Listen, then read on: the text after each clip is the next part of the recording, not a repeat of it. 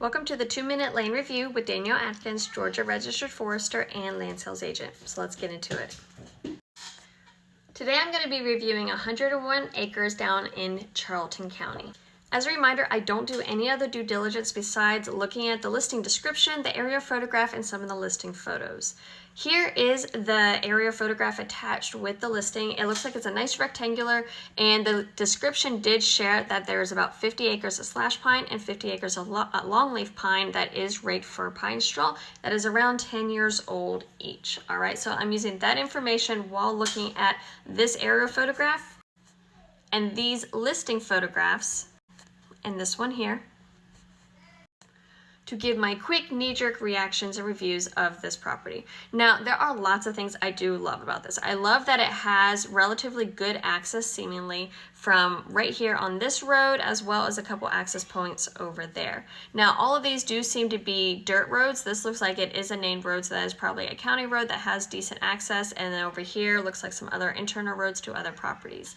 Now, it did say 50 acres of slash and 50 acres of longleaf. However, since they're both 10 years old, I'm assuming I'm not going to really be able to tell the difference right here, but that they're probably divided based off of these road marks. This line, I'm making the assumption, is going to be the dividing factor. Now, I do love that it is 50 and 50 and that, only half of it is raked for longleaf, and that allows the slash pine to continue to grow.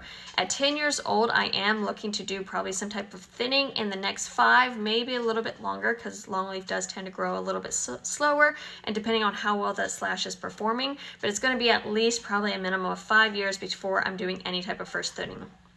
What that means is I am going to be getting annual revenue from this longleaf pine straw. Longleaf pine straw leases are fairly lucrative, so covering my taxes or covering anything else like that, I feel very comfortable and confident, and I love the idea that it is diversifying while allowing the slash to continue to grow and just grow that timber revenue. I also love the fact that it has these little pockets right here. Although they're not huge, they provide a little bit of hardwood bottomland depression spots that provide a little bit of wildlife diversity, so that way it's just not rows and rows of pines. And we can see a little bit of that diversity right there. It looks like it's probably just a wet depression spot.